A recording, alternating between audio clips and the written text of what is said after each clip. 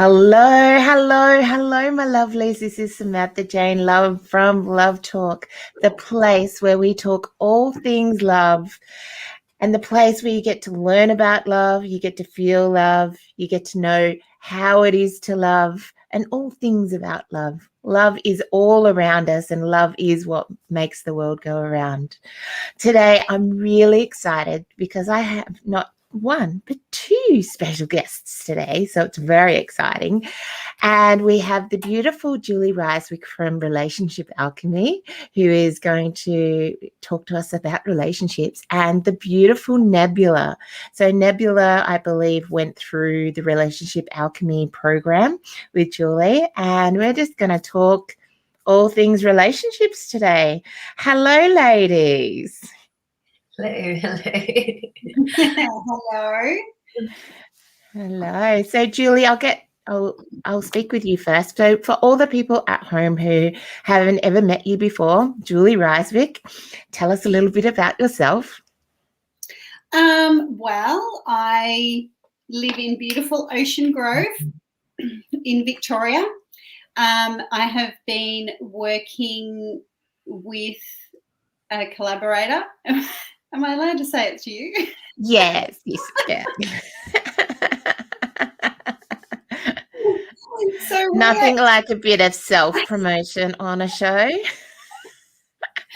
Well, we run Relationship Alchemy, a program that we put together. I do a whole heap of different modalities. And I really love to work with people to clear their mind, their emotional body, and their energetic body. And we have, I have a number of modalities that I use to help people to feel a sense of freedom within, a lightness within. And with Relationship Alchemy, we've come together and we run this 8-week program where we just really gold.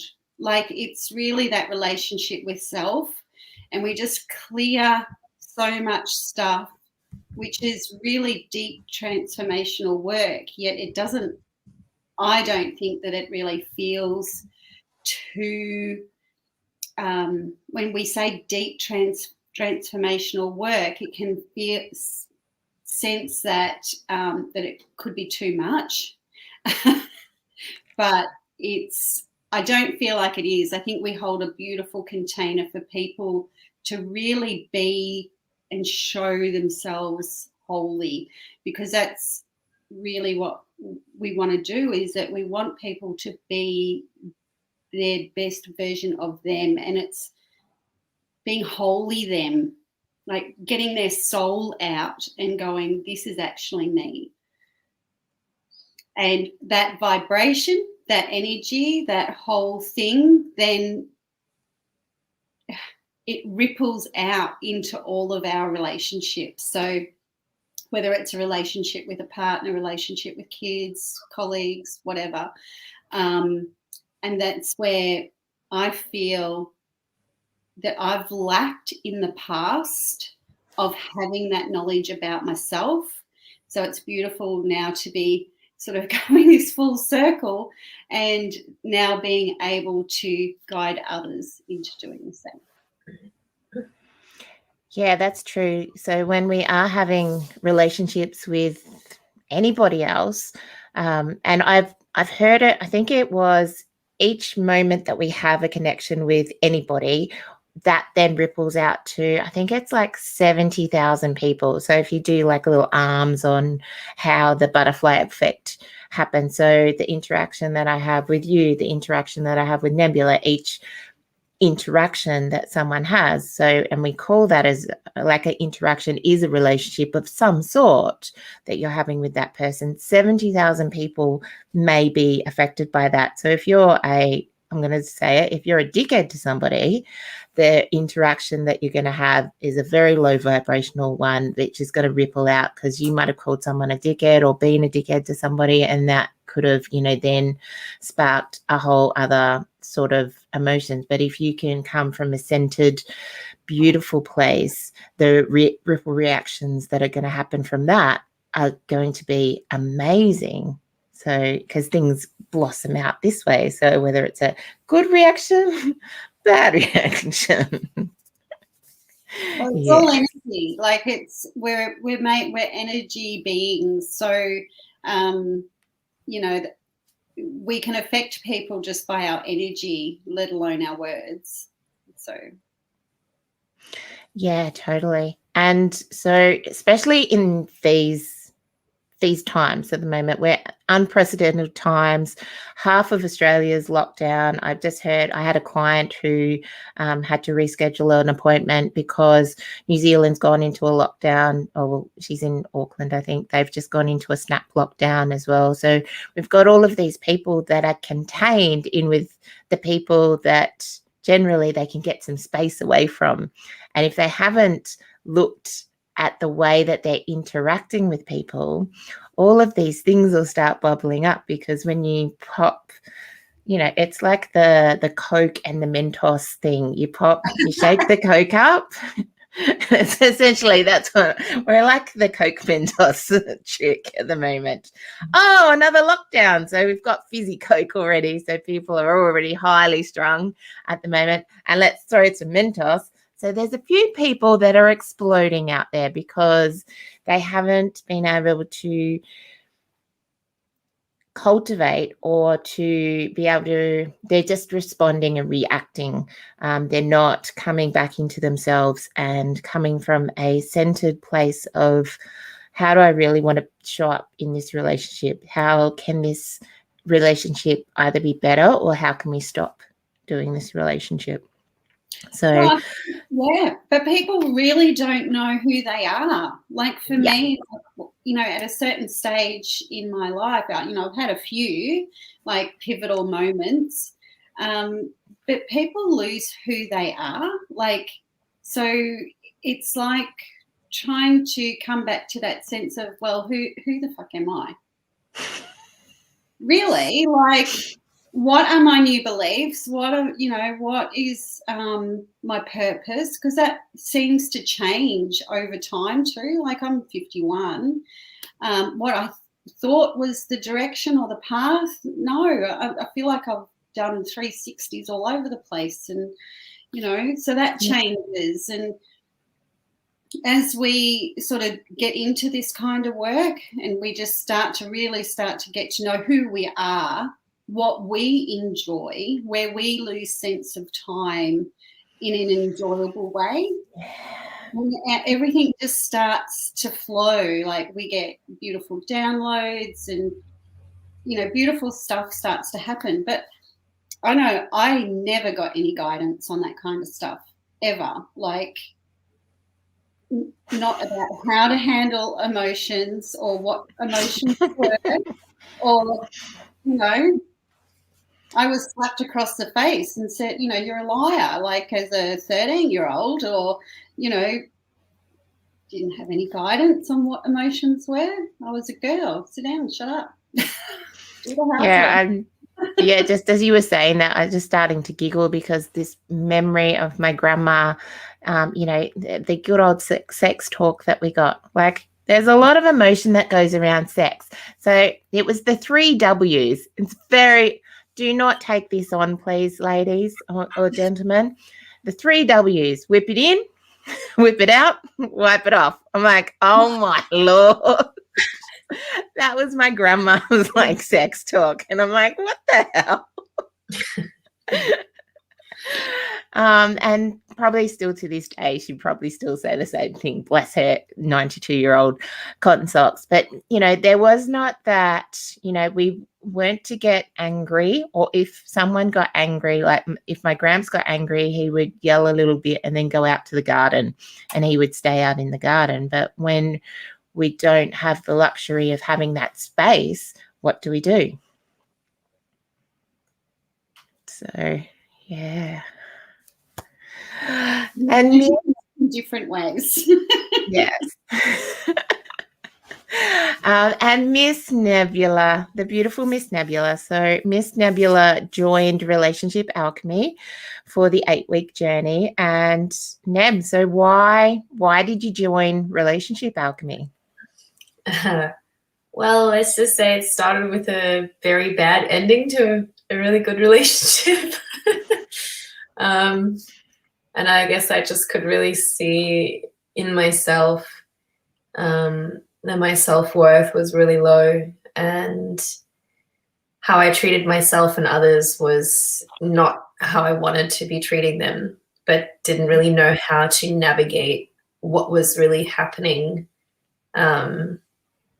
And then, yeah, I ended up kind of phoning Sam and being like, what am I doing with my life? And then she said, well, come and join this course. And there was a bit of resistance at first. And but maybe I know now that that resistance was just the resistance to having to let go of those parts of me that were feeling low self-worth and low self-esteem. And I am really grateful I went through it. And I mean, I'm definitely in a much better place in the relationship with myself and with other people. And I can see that reflected in my reality as well, which is really, it's really uplifting. It's like so subtle, the shifts, but they're also big at the same time. It's the only way I can really say that. But yeah, it was really just being, I guess, like really stuck with how I was treating myself, and especially a lot of unconscious patterns that were just showing up to the surface because of like past triggers, and learning how to be, I guess what I needed the most was to learn how to be in better relationship to those triggers and those types of thoughts and emotions that were coming up. And that's definitely something I learned as well throughout the course, that just flowed. Like, as Julie said, it's not like a huge thing, but it just, the container is so soft and gentle that it just sort of like, it just disappears and something new comes in without you even sort of noticing. It's just like there, you're like, oh, this is different. Yeah, which is really enjoyable. Yeah, I'm still feeling a lot of integration of that as well. So yeah. Yeah. Could you say that out of all of the weeks, that there was a week that you, I don't know whether you liked it the most, or which week did you have the most resistance to, and which week was probably the share with people if you like. Yeah, I guess the week that was the most resistance that came up was when we did the victim and a perpetrator dynamic, I guess, or when we were looking at our victim relationship with ourselves and with other people. That was, part of me was really understanding and getting the words that you were saying, I think, but there was that other part of me that had been a victim and had been not heard in childhood that needed to come out. And so I fought really hard. I threw my pen, yelled around like a little child throwing my tantrum. Yes, you did. Yeah, but it was good. Like, even while that was happening, I could feel it was like the space was there for that to happen. And I know that it wouldn't have come out if it didn't feel like, it's like, for like something that is ultimately victimized, it's like for it to come out, it has to feel safe, you know. And that for me was like, oh, this is a really deep wound here that's actually just purging out. And I was like, and I know for myself the only way that happens is if those parts feel safe to come out. So that was like a lot of resistance, but also really enjoyable at the same time. And I think the most enjoyable one was when we did the ancestral clearing. That was really, really deep. And but actually also when we did the future timelines, that was also really fun to, I think, after doing all the ancestral clearing and be like, okay, that's done. And so many things actually happened in my day straight afterwards that related directly to the ancestral clearing, including old relationships, like with my ex-husband and things. It was like he phoned me directly afterwards and we had this amazing talk and cleared out a lot of stuff. And it was just, yeah, it was just really, really nice to see that shift really quickly. And yeah, the future timelines is probably also right up there for me, like being able to see what I'm creating and where I'm going. If I kind of, like the message that I kind of understood was if I continue this relationship with myself in this way that I've learned through the course, then these are the things, like this is the outcome that I can achieve through cultivating this good relationship with myself and other people. Yeah, that was like the best message I got from that. Beautiful. So, Jules, do you want to tell everyone a little snippet about what Nebula's talking about with the future forecasting or your future timeline?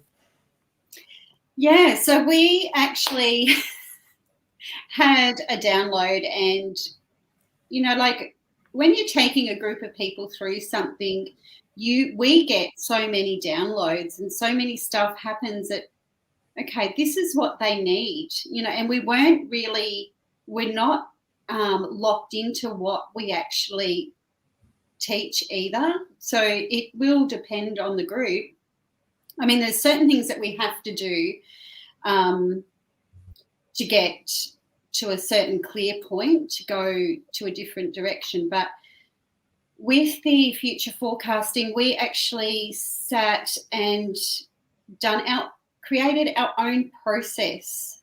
And that was just through having seen what the group was going through, and when we need to take them on a journey of what they can actually do now, because we watched this little container go from people of the first 1 or 2 weeks go like really flat to the end, and they were shining, like you could see their auras, like they were different people.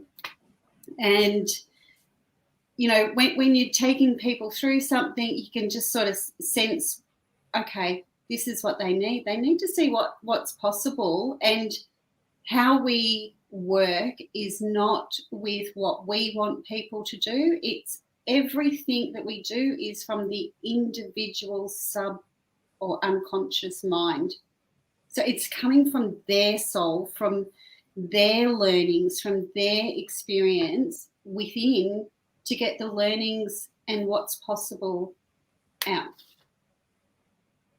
And I think that's really important, because there's so many programs that's teaching you like 1, 2, 3, this is how you do it, a step-by-step process. But the work that we do is up to the individual's unconscious mind, their soul, you know, what they've experienced before, their trauma, and whatever needs to come out comes out.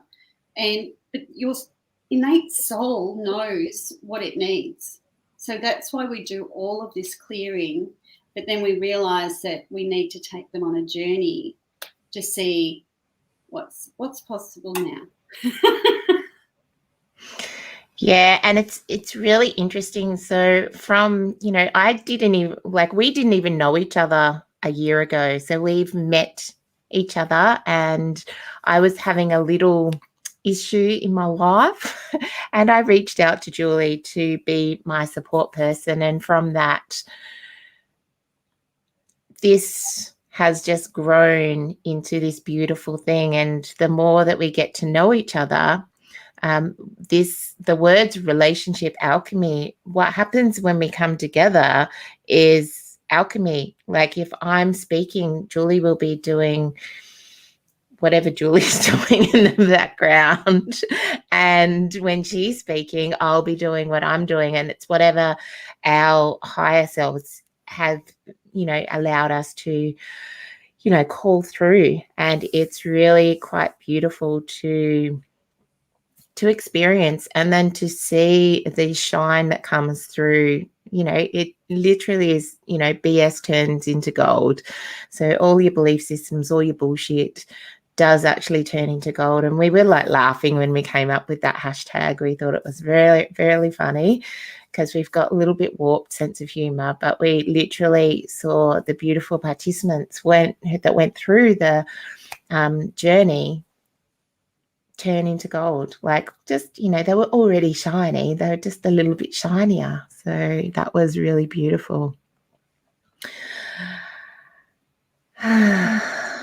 So, Nebula, what would you say to someone who was sitting on the fence going, oh, I don't know whether I could commit to 8 weeks. It's a bit of a long time. You know, what would you say to that person who was sort of curious or, shit, I don't know what I'm doing in my life. How can I don't really have a partner, or I've only got kids, or, you know, what would you say to that person? Well, first of all, I'd probably say that the 8 weeks goes a lot faster than you think it does, especially when you're doing this work on yourself. It's like you're kind of in a bit of a time warp. But even though like I had come out of a really bad relationship, just to come out of a relationship in a bad situation and did the work with my ex-partner, and we're not together now, but it was like, it wasn't about them and how do I have a better relationship with them and make things right with them. It was about how do I have a better relationship with myself. And that's what I liked the most about it. It wasn't about other people. It was like, what about you and your relationship, and how is your relationship reflecting in your other relationships with other people? And I could see a lot of just small things of how I would treat myself or think about myself, or beliefs that I had that were being reflected in my relationships. And as soon as we kind of worked through that, that's when it would shift. And like I said, like we did that ancestral clearing, and straight away my ex-husband calls me and we have this amazing talk. And it's like, that's done because I was able to let go of that part in myself and actually integrate that part in myself and feel better about myself in regards to that. And then everything just kind of falls into place. So yeah, BS turns to gold. Like it really felt that way. It was just like a lot of my own beliefs and patterns and walls that I had up, that when I went to interact with people, that's what I would be met with, was my own bullshit. And not necessarily theirs, because I mean, anything that I think of them as also could be just my projection.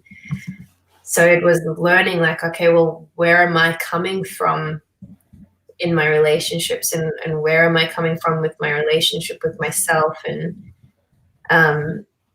yeah, it's like, it's really not about having a partner, but if you do and you have kids, I definitely can see how it would shift a lot of things in those relationships as well, because if you're connected to yourself, you can be connected to other people, but if you're disconnected from yourself, you're disconnected from those around you. And this course really brought me in connection to myself and to parts of myself that I really needed to see that were in the way of healthy relationships. So yeah, that was like the best. That was probably the most, like the best thing I can say about it, is that it took away the BS that was in the way of healthy relationships. Yeah. Awesome. So Jules, what would you, as the facilitator for this beautiful 8-week container, what would you say to the potential soul aligned clients out there that are looking for a better way of being, a better way of connecting, a better way of loving, bringing in all of the things that they've been dreaming about?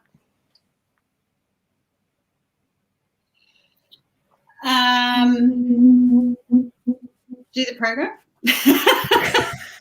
Yeah, just now. Yeah. I think it's about allowing yourself the space to get inquisitive with yourself. You know, as humans, we're so busy doing the next thing, we're really not focused on the actual present.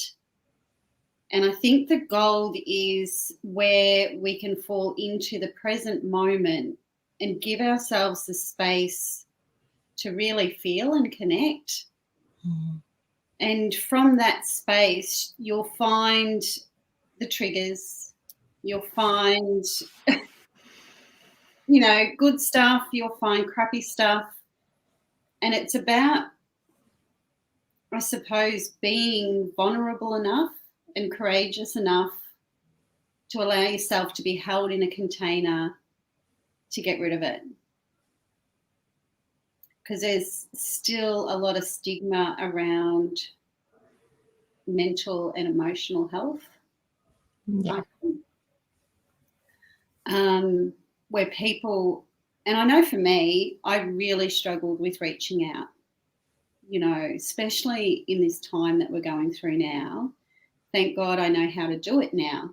And it's not as scary as what I thought it was. But I come from a belief system that I couldn't reach out. I wasn't a good enough wife, or I wasn't a good enough mum if I had to reach out and ask for help. And that is fucking bullshit. Yeah. You know, and that such a big message there for everyone of what we're going through universally. Is that a word? I don't even know if that's a word. It is now. It's in the Love Talk dictionary. So, you know, you can, and you spoke about that on your live this morning, and it was such an important message it's okay. It's okay to go there. And as long as, I suppose with Nebula actually said through what she was talking about is that she actually felt safe. So I suppose it's too, having those people around you or connecting with someone where you actually do feel safe to actually really say, to really get down to the point of what you want to say, what's going on in your head and your emotions. Because that's another thing, like being really, really honest with yourself. Yeah. And it's okay. You know, like it's okay. Yeah, that being totally honest with yourself is, you know, stepping into the you know, embracing your shadow. You know, say, like, even just saying it, writing it down, you know, the whole, whatever it is, the things that you fear being judged for the most, that's okay. It's about, you know, allowing those things to be seen and heard, and it's not holding on to them necessarily. It's just sometimes it's having the space, seeing them, and then walking through them and being able to experience life, having them there and making you a stronger person. Yeah, and a more courageous person. There'll be a lesson there. And I think if people really think about their, you know, their shitty thoughts and their, you know, shitty emotions, if they are shitty, that they are just energy, and the energy stuck in our system. And all we're really doing is shifting that energy. I think that's maybe the simplest way to put it. Does that explain enough? Pretty much. So I think we've just got our new Love Talk topic. The next one will be moving the shit out of your body, not just the number 2 way. But I really like to keep things simple, and I think, you know, we put a lot of heaviness on the mental and emotional stuff, and if we can try and make it a bit more fun and a bit more lighter, and just get it to flow. Totally. Yeah, well, they do say, and we've got the shit references, so I'm just going to keep going with them. They do say that if you are constipated, that you're holding on to a lot of stuff. So that's why you get constipated, you get knee pain, you get lots of stuff as well. I don't know who's liking it, but somebody likes my shit jokes. Yay. We're talking number 2s. We're talking number 2s and letting it go. And I think it's about being real about things. We're, you know, as a society, everyone's fucking at wit's end. They don't know whether they're Arthur or Martha, whether they're going to work, they're not going to work, the kids are home, they're now not home. Like, there's so much uncertainty. The only thing that we can be certain about is the way that we show up for ourselves. And if we're showing up for ourselves, we're filling up our own cup, then we can respond in a better way. And I think that's the way of the best relationship, because the number one relationship that you have is the relationship with self, this person here or that person there or whoever's you're looking at in the mirror. And if you're in your head having this conversation of shit, it's said that every time that there's a shit thought or message, you've got to have 1,000 good ones. That's a lot of messages. So let's just put a few more of those happy, sparkly spirit finger ones in there, and let's have some better relationships so that we can make those ripple effects amazing in the world. And I think too, once you've gone through it, and Nebular, you might be able to speak into this a little bit more, but once you've actually done it, once you actually went through it, so I'll ask you a question, most probably would be better. So once you actually went through it, has something now come up since you've been through it where you thought maybe you've handled that differently now, or? Oh, yeah. Quite a lot of different times. I think the most common one is like how I respond to myself internally if I'm having negative thoughts. Or like most of the time for me, it was really difficult. Like when I wake up in the mornings and I know I've got to do those morning routines to kind of set my day. Sometimes they used to really take over and the emotions would take over and things. And now it's like you said, I don't have 1,000 good thoughts, but I have enough good thoughts that allow me to be like, it's okay. You can get up. You can still do this. Like, even though you feel this way, it's all right. And it's a lot more self-soothing talks that I have with myself that, like, even if I'd catch myself judging and then I'll judge myself and then I'll immediately be like, well, it's okay. Like, you can think what you want, you know, it doesn't mean that that's who you are. And, you know, and so that's really nice. And then in the greater perspective, I can see it in my house community where I'm living now. It's like I can see how I want to show up for people and where I'm living. Whereas before it used to be like, oh, but that's really hard. Or what if I'm not going to do it right? Or what I'm going to do it wrong? And now it's just like, how do I show up? How do I keep going? Tell me more what I need to do and I'll do it, you know? And I've never actually had that before in terms of relating with people. It's always just been worried about whether I'm doing it right or wrong. Now it's like, just tell me how to do it and I'll try, you know? And if I fuck up, that's okay. I won't hate myself for it, you know? So that's really the shift. That's like in my personal reality, that's a really, really big shift to happen, because I used to just be completely governed by my own bullshit. So yeah. Oh, that is just beautiful. Thank you very much, ladies. I am very blessed to have both of you in my life, and thank you for coming on the show, sharing with yourselves, with the audience of Love Talk. Do you want to say bye? Is there any last parting words either of you would like to say? I just want to say thank you, Nebular, for, you know, participating and playing full out and really being you. And yeah, I just, you know, I know that you are just going to be amazing in the world. I know everything that you do, and you're just going to be well, you were beautiful already, but I just know that you're going to shine that light for others now and just really change the world. So I'm really proud of you. Thank you. It was really, really an honor to work with you, and I'm just so grateful. And I know that this transformation will keep unraveling and keep unfolding, and like it's only just the beginning with the integration of it. So I'm really excited to see what comes of it. So thank you so much for your help. Oh, thank you. Beautiful. So if anyone at home is looking to join in for Relationship Alchemy, you can contact Julie, I'll drop the details below. Subscribe to Love Talk, of course, the place where we get to talk about love and clearly poo today. But anyway, if you can love someone in their poo, you love them unconditionally. That's my thoughts on things. I am Samantha-Jayne Love, and thank you so much for listening at home. This is Love Talk.